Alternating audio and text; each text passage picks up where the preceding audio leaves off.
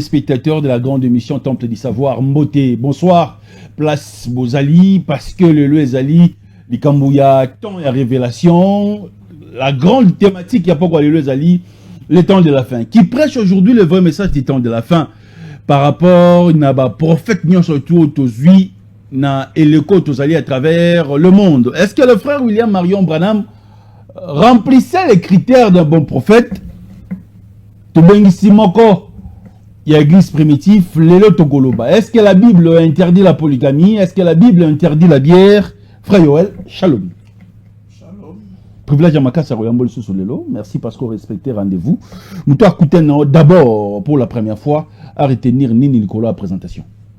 Merci aussi pour l'invitation. Nous t'avons écouté pour la première fois.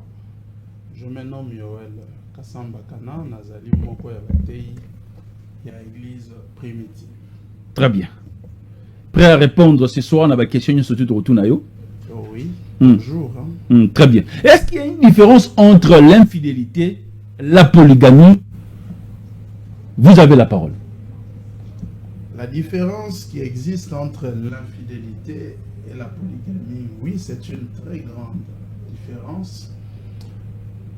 Parce que la polygamie, déjà par définition biblique, c'est un mariage.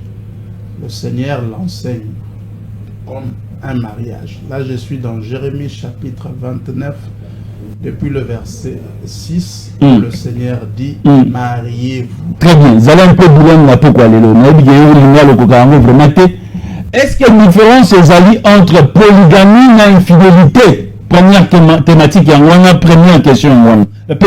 Merci, nous allons un peu bilingue Nengo Sengi.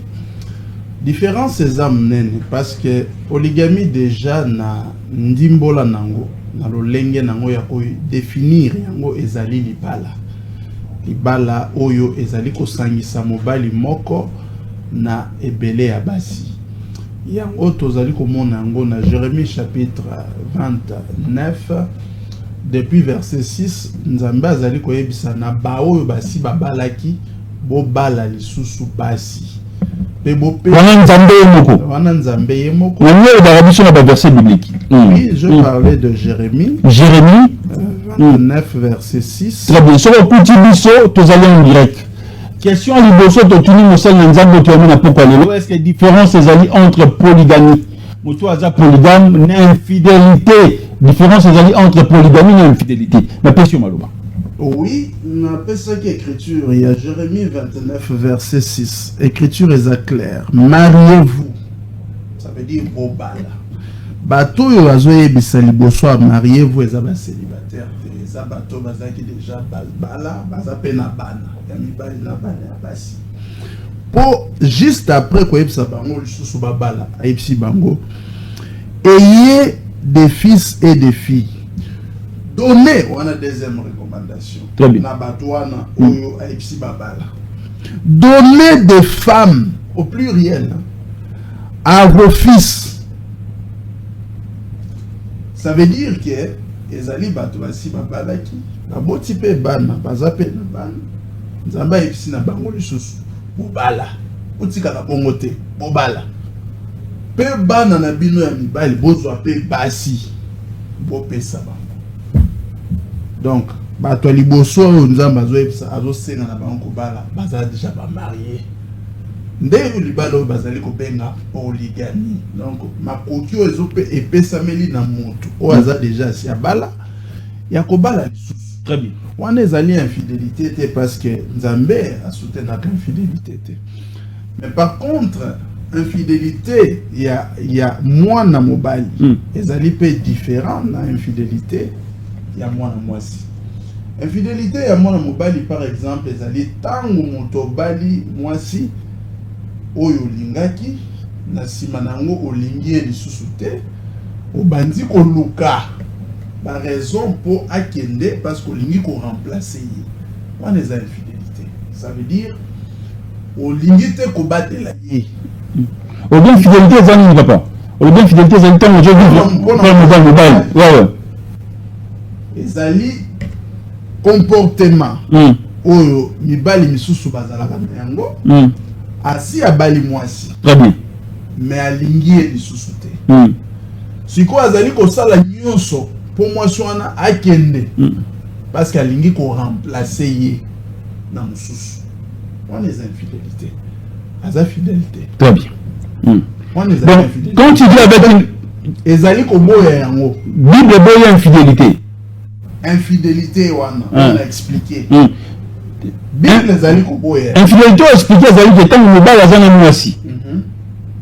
Et que azui mwasi mususu. Alingi susu mwasi wana te abengani ye akomi ye wana infidélité. Mais c'est ça l'infidélité. Très bien. Mais tant que ozana mwasi, obakisi mususu wana za infidélité te. C'est infidélité te. Wana za polygamie. Non, ça toujours fidèle parce que tant où il y a bakisi mwasi ya mi balé. Bible lobi na ye. Ko benga na ye te. Mais continuer ko lier ça y est. Continuer ko lati ça y est. Continuer pe ko sangana na e bonzoto. Muto azobi kandenge wana aza fidèle. Très bien. Aza infidélité. Moi na moi si. Dès l'instant où il est déjà a commis ne serait-ce que na makanisi d'avoir un autre homme. C'est combien de gens infidélité.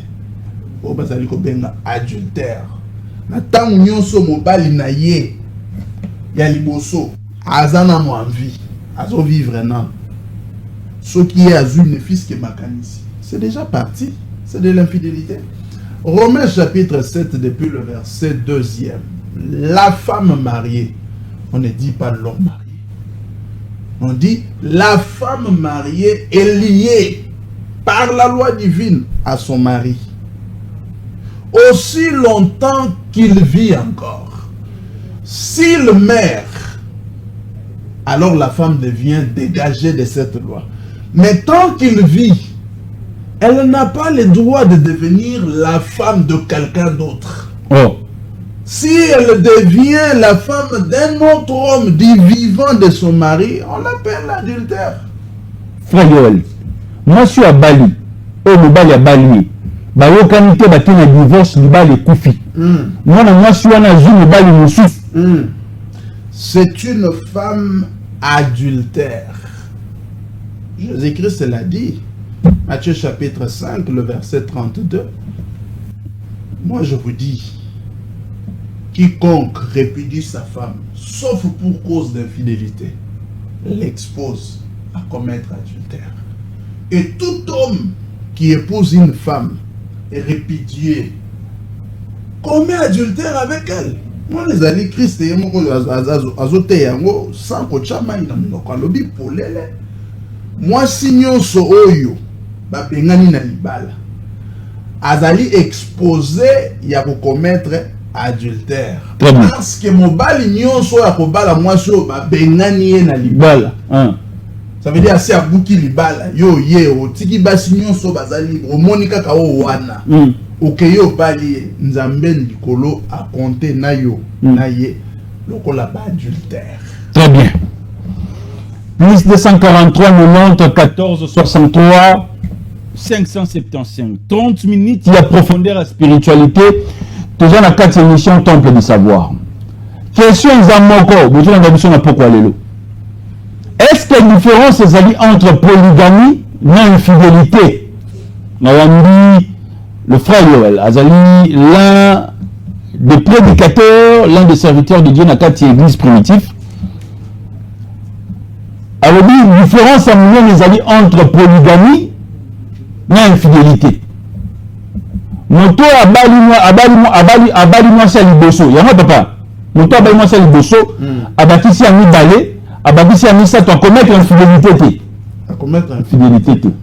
Tant que azali ko prendre soin ya basi na ye o ya zwaki li bosso. Il n'y a pas d'infidélité. Aza infidèle par rapport à quoi? Il est toujours fidèle. La première là reste sa femme. C'est la fidélité. La deuxième, c'est sa femme. C'est la fidélité. Même s'il en a 20, tant qu'il garde encore les 19 là, azali ko lukate parce que azali na batu. Azui moi si azaki ko lingaye na musika. Asali makasi nyonso abali. Tant que kache na ndako même moi si wana a commis le cola élément gênant pour n'aller sous comme on a été, aller sous ressentir, or aussi au balier. Très bien. Dès aussi au balier, on a nzambe assis à lier na yo. Yo par infidélité à mobile des alliés par rapport il y avait un mariage. Yo le baki rolinga jusqu'à la mort on a bien séparé, il faut rester fidèle. Il faut rester fidèle. Maintenant Dieu est infidèle na maloba na yo. Comme il ça tout il faut qu'il parce que pour na yo il faut remplacer quelqu'un d'autre peut-être aussi il y a habité. Ça, c'est l'infidélité. Le Seigneur ne soutient pas ça.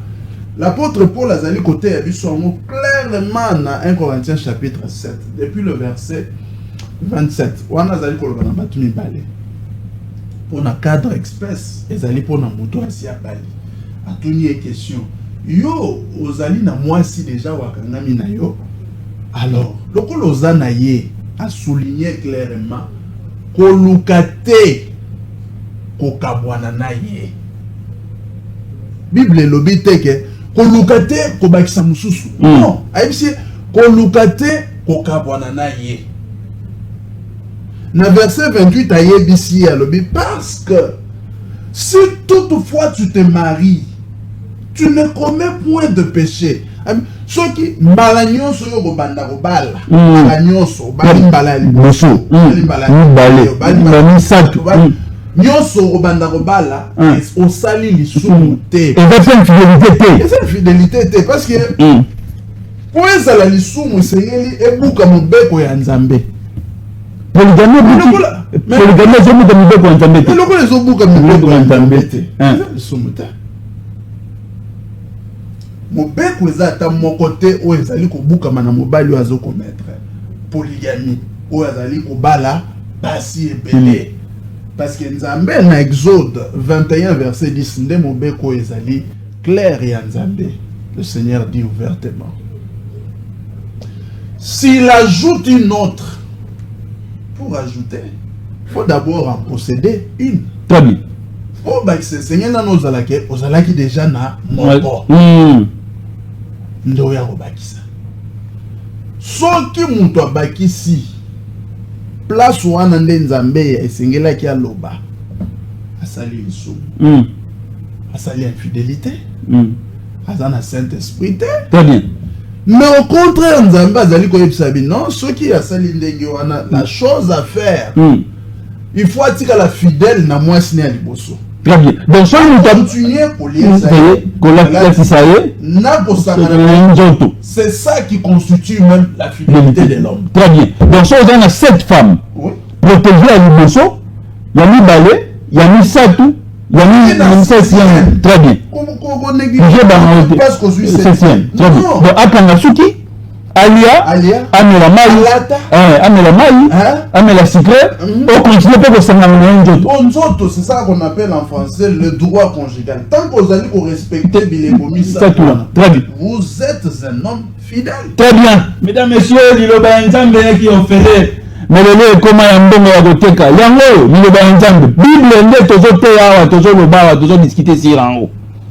Azopesa biso ba verset biblique kaka na Bible. Comment Bible ni papa? Parole de vie. Parole de vie. Bible yango. Aza mosala Nzambe. Moto aza na 7 femmes, 10 femmes. Continuez kolinga ya liboso ya mibale ya misatu. Continuez kolesa ye kolakisa ye kosangana na nzoto. Et comment on a Bible papa? Oui. Dans verset Exode 21 verset 10. Exode 21 verset 10. Très bien. C'est ça la fidélité. C'est ça la fidélité. L'infidélité ce que je moi si à mibale et boy ya liboso. Voilà combien de fidélité? Au Sundoli. Très bien. Ils sont naïveté. Par condition, Misato, vous allez respecter. Mais vous êtes quel genre d'homme? Vous êtes un homme infidèle. Très bien. Est-ce que la Bible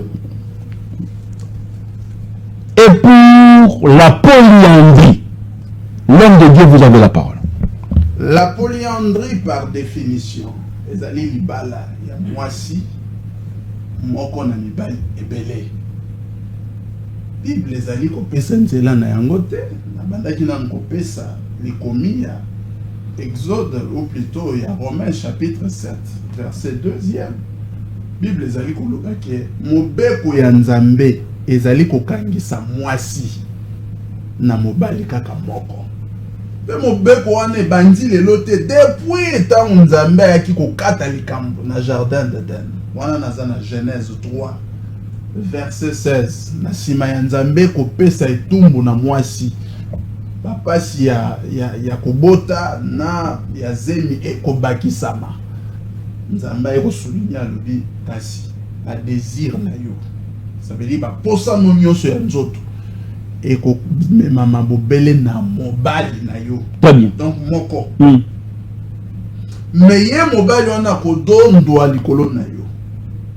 Mais moi si azali na mibali mibale misato, moi si azali kodominer sur mibali wana. Mais il y a une, comment dire, il y a un tribu ici au Congo où bah, je permettre la moi ça ça na mibali ebele. Oui, c'est la sorcellerie. C'est la sorcellerie. Mobali nde sengeli adondwa. Disent les Écritures. Nzambe ye moko na munoko na ye alobi yango. Paul a ye na Romains chapitre 7 deuxième verset apesi lisusu ndingisa. Mobeko yazai kolobana nde mobeko na tangeli bino na Genèse 3 verset 16. Paul alobi mobeko wana esali nini? Ezui mwasi oya bali ekangisi ye na mobali moko. Tangu nyonso mobali wana azali nanu ko vivre. Mwasi wana za na droit te ya kozala na mobali ya mibale. Soki kaka komi na mobali ya mibale, c'est une femme adultère. Na ye na mobali ya mibale abali wana. Ce sont des adultères. Na 1 Corinthiens 7, Paul vient encore verset 10, verset 11. Azali kolobape kalala bi. Moi so la bali. Asundola libala na ete. Mais ce qui a sundoli libala na ça veut dire à divorcer. Atika la yemoko. Abala susute. Oh. Mais oui. Atika la yemoko. Moi so divorcer de bisco balate. Balate. Atika la yemo. Soki ayoki posa ya libala. Bible lobi azonga. Et puis mon bali oyo bakabona ki na yewa. Bon so ka zamabe. Soki nanya zamabe. Le bali wana comportement change. Mais c'est pourquoi il faut beaucoup prier avant de se marier. Parce que soko ok libala ezali nzela ya non retour. Soko ok. Le frère Branham dit il faut beaucoup prier avant de conclure une alliance de mariage. Parce que c'est jusqu'à ce que la mort vous sépare. Ce qui a eu qui le sous-posa ya libala. Balobi te ke abanda kondima mibali o bazo baluka nzinga na ye parce que mibali bakoya. Satan a kotinda bango parce que posa ya Satan ezali akweyisa yo na adultère. Ceux qui assis à quoi ici, il y a assis à gagner Paris naé parce que pour nayo vie ici. Alliance nayo nzambe yo mwasi ya libala oyo. Ozu mwasi mususu e katani. Nzambe abosani yo. Alors Satan a continué de l'homme mibali. Mais Bible ezali koloba ke kota la mibali wana te. Soki yo ki posa ya libala. Zongela mobali na yo. Sala boyokani na mobali oyo abenganaki yo nde mobeko nzambe yango wana. Alors makomi eza clair ezali komonisa ke nzambe apesi nzela te na mwasi kozwa mibali mibale to misato. Mes frères Branham a dit beaucoup tant la Bible mobimba de Genèse sin Apocalypse beaucoup mon esika ta moko te nzambe abimisi maloba moko wana na nzela to na tina ya mobali. Dieu n'a jamais dit une telle parole au sujet de l'homme. L'homme, lui, le paie. La femme ne paie pas. Donc l'homme peut avoir plusieurs femmes, oui, mais la femme ne peut pas avoir plusieurs hommes. La femme ne paie pas. Très bien. La femme ne... Si elle le fait, c'est fini. Elle est appelée adultère et c'est fini. Son alliance avec Dieu est rompue. Mais il y a une question de curiosité, frère Yoel. Dans le jardin d'Éden,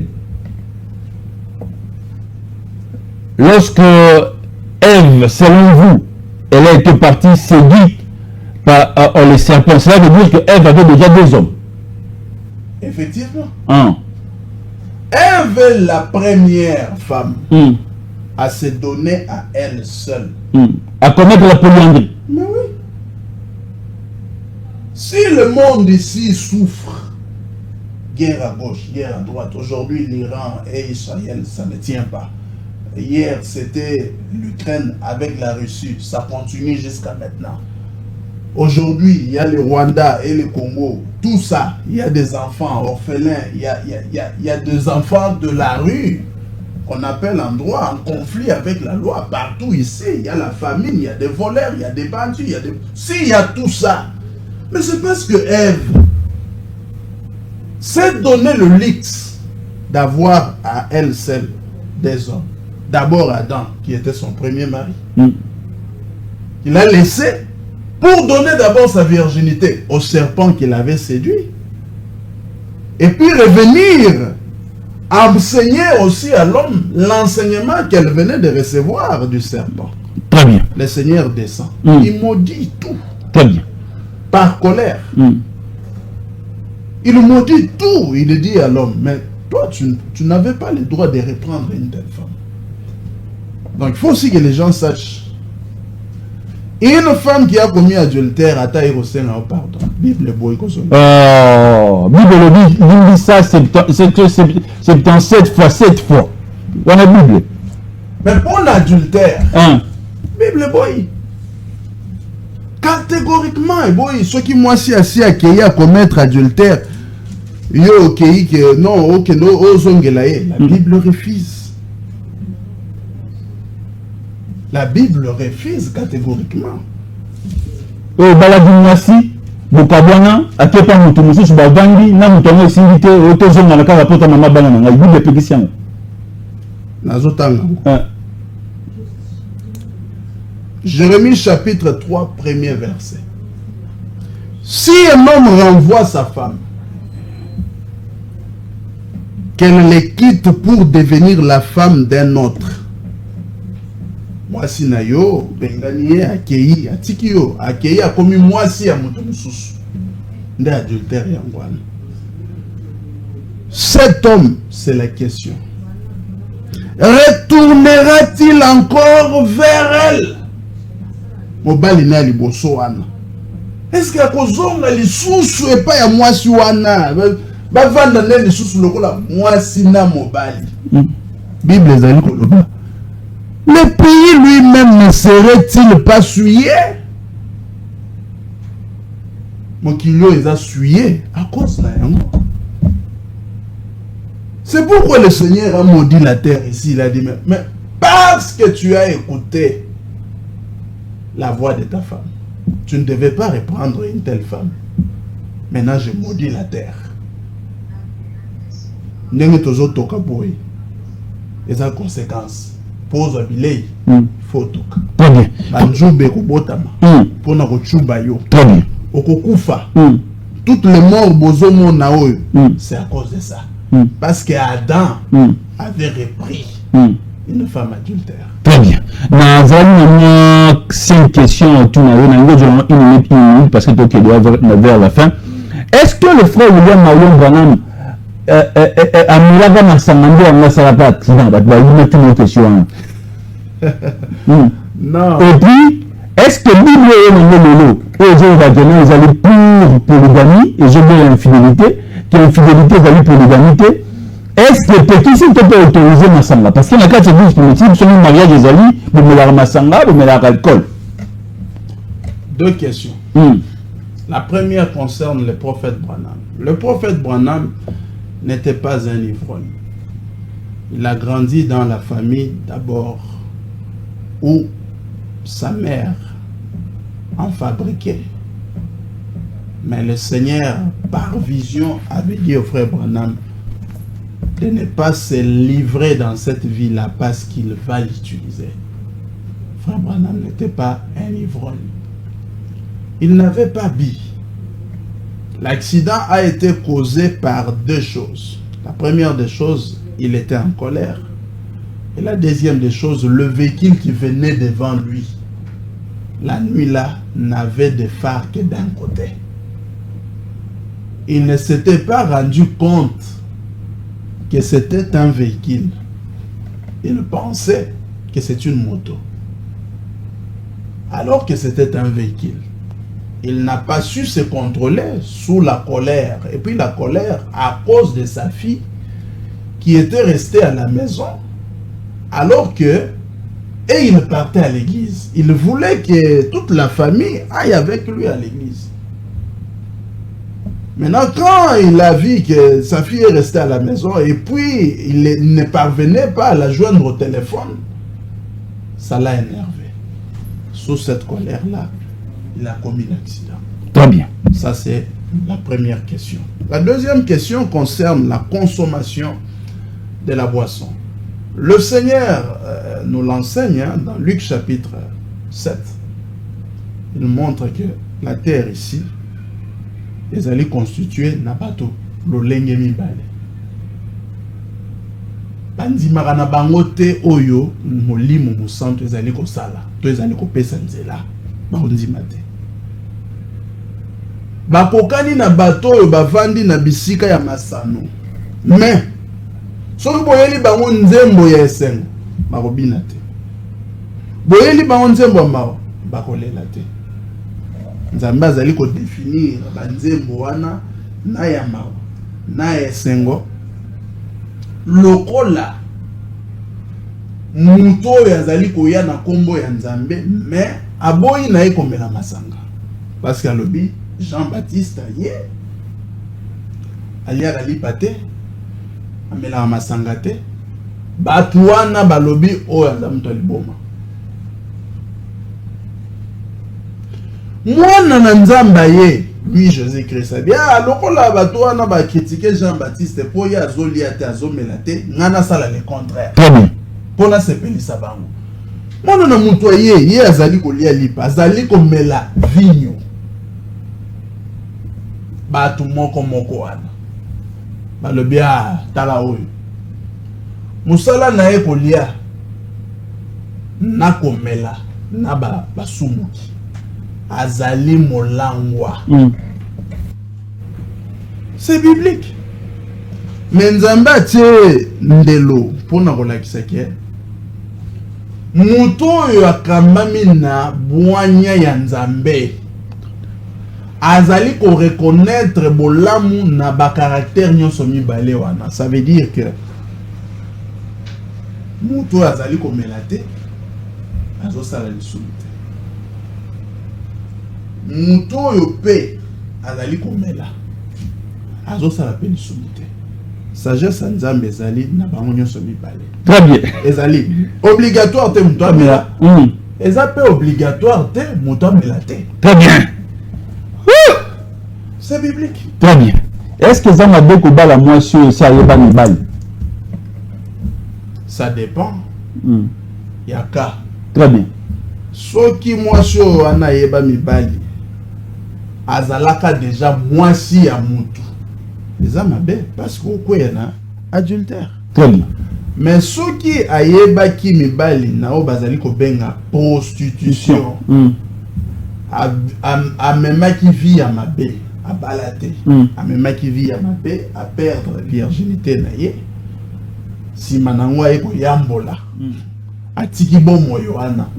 Okoki ko bala ye. Mais moté ya ko bala ye. Très bien.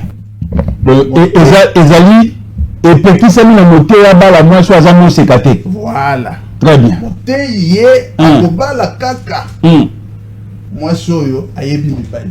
Très bien. C'était le message du temps de la fin notre thématique. Bali moi so ayebi mibali et sengeli ezala moi si ya moté oyo asi akufi. Très bien. Votre numéro de contact et puis votre mot de la fin via cette émission, frère Yoel. C'est le fils biologique du pasteur Pierre Kaskasambakana. Vous sentez même l'éthique, hein, même la façon de parler. Donc, lorsqu'il parle, je vois directement l'image de l'homme de Dieu, Pierre Kaskasambakana. Votre numéro de contact et votre dernier mot via cette émission. Oyo toki koloba na suka. Il y a émission à l'élo ezali kotali sabino eke na tango ya suka nzamba tindi mosakoli ya solo wabenga mina kombo ya William Marion Branham. Message na ye nde ezali na vie lelo tozali kobenga bino boyamba message na ye yende na mariage na divorce libala pe koboma libala liteya na ye nde apesi bemoniseli nyonso na ye koyebisa bino awa nzambe atalisi biso yango kouta na ministère munene oyo azali na yango tozali kobenga bino boyamba yango na esengo parce que na kati na ngonde vie ezali soki bondimi bokozwa vie éternelle mais soki bondimi te bokozwa vie éternelle te tozali pe kosenga na bino accompagnement pona ko soutenir mosali ya nzambe azali ko souffrir injustement. Très bien. Nzambe asunga ye na nzela ya bakonjo bazali pe kolanda biso kosalisa ye kolongola ye bisika azali kozongisa ye na esika na ye ya mosala. Très bien. A continuer koteya sango malamu o ezali kopesa éducation elongo bani pour na développement même ya mboka na biso. Numéro na biso ya contact ezali 081 081 lisusu 081 85 11 85 11 donc na bandeli 081 plus 243 81 081 lisusu 081 lisusu 85 11 85 11. Okoki obenga biso à tout moment. Très bien. Sali na Kabinda 197. Sali kosangana chaque mardi, mercredi na jeudi à partir à 17h, puis dimanche à partir de 10h juste Nkolo à part mon lapin. Très bien. Ça veut dire le culte des amis. Non. Le culte des amis. Culte des amis dimanche. Dimanche. À partir de 8h. À partir de 12h. 12h, 13h. 13h. Tu connais la souka concernant l'émission. Non, il y a pendant 2 mois après nous avons la porte à débat. Il y a dit qu'il y a besoin de pour ça sera un débat dans ma cambe belé. 5 émissions après nous avons la porte à débat. Restez scotchés si monté via nos programmes. Un grand merci à l'honorable Ntingi Pouloulou, à Justine Alani qui était à la régie, Magua Loleko. Que Dieu vous bénisse. Que le Seigneur soit avec vous. Merci. Restez scotchés si monté. Nous sommes arrivés à la fin. Ciao.